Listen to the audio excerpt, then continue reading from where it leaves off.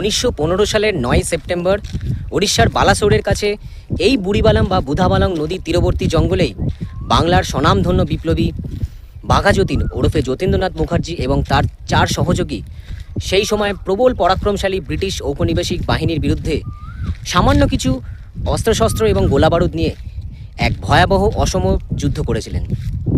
যদিও সেই যুদ্ধের পরিণতি হয়েছিল খুবই মর্মান্তিক, কারণ তারা প্রত্যেকেই বীরের মৃত্যুবরণ করেছিলেন।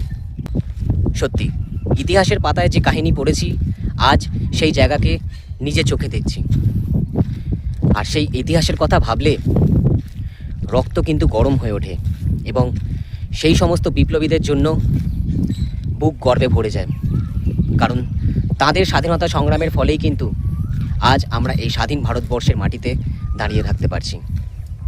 তো স্যালিউট সেই সমস্ত বিপ্লবীদেরকে।